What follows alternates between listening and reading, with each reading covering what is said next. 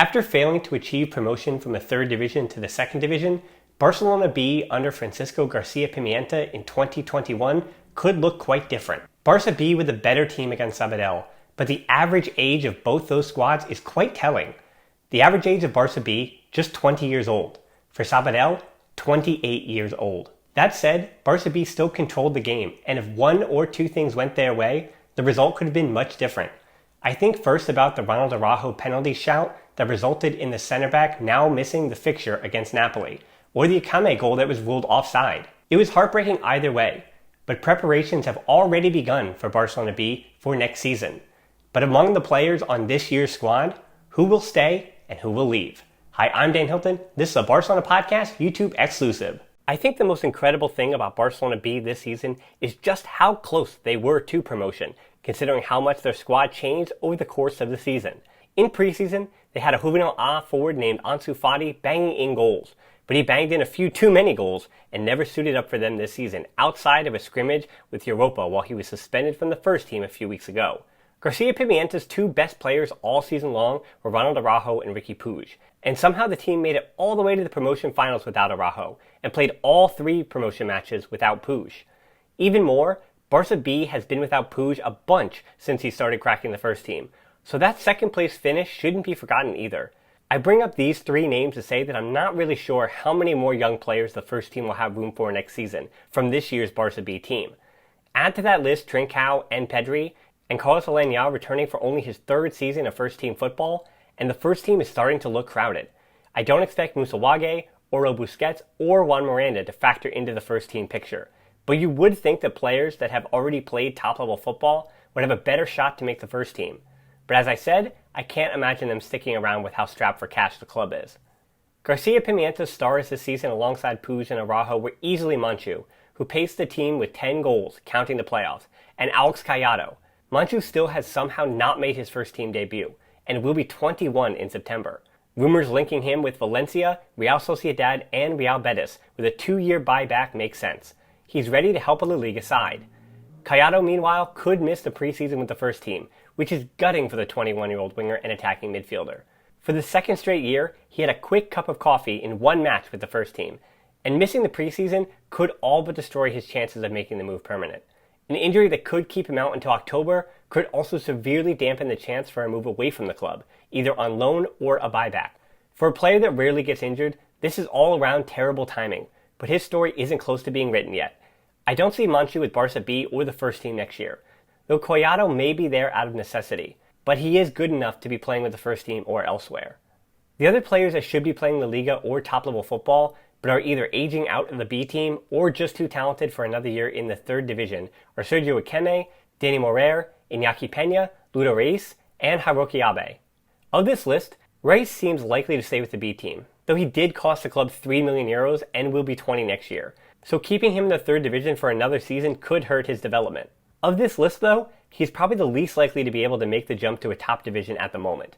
22-year-old Akeme is a two-way left back that doesn't necessarily excel in any one area, but he does everything well enough to help a team, and I think he could fit in most systems. 22-year-old Morer, meanwhile, is an attacking right back that greatly improved his ability to cut inside this season. For both Akeme and Morer, my gut tells me that if they didn't break into the first team yet, it may not happen, and the club may be looking to cash in on these two. Hiroki Abe is a tough case. Barca splashed some cash to bring him from Japan as the most promising player in that league, and if he can recover from the tendon injury that he sustained earlier this year, the 21-year-old could again be the leading man for the B team. Like Collado, this injury setback could be the difference between him trying to get a loan as opposed to staying with the B team next season. Finishing up this group of players is Iñaki Peña, who most expected to be the backup keeper next season with the first team, as Arnau Tenas is more than ready to take over the gloves for Barça B. Yet, Bartomeu has hinted at the notion that Neto won't be going anywhere, and Peña would be the one that needs to pack his bags to look for first-team football next year. That is probably what's best for the 20-year-old netminder personally, but it does go against the idea that this academy product is ready to be the backup, and instead the club is paying a bit of money for a 31-year-old to hang out on the bench. Now we get to the most interesting group. The players I think could still be with the B team next year, but mainly because the phone calls just aren't coming. Ray Minaj, the 23-year-old center forward who arrived in the winter window to help with the promotion fight, scored 2 goals for Barça B, and has spent the majority of his young career playing in the second division or lower divisions in Italy. From what we've seen of the Albanian so far, he looks good enough to be a bench or spot starter on a second division side, or the main figure in a third division side. The fact that there is no out-and-out striker waiting to take his spot for Barça B next year makes me think he'll be sticking around. And as much as I would love García Pimienta to toss out a team of teenagers, there does need to be a few heads in the dressing room who have been there before. And I think that will continue to be often injured captain Ferran Sarcenedes, Oscar Mingueza, and Jorge Cuenca, who is still just 20 and could still be a first-team player, but maybe not at Barça.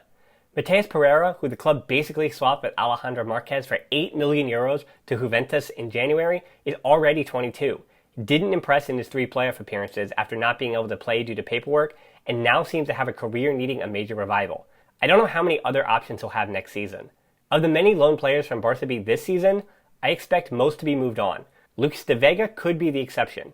He played a major role for Cartagena this season as they won their group and achieved promotion to the second division. So Barça may try to cash in on him if Cartagena want him for next season, or he could be a leader in the dressing room as someone that knows how to achieve promotion to the second division. It's a little funny that we've been talking about who could leave for Barça B, but we haven't really touched on who will make up the core of the squad next season.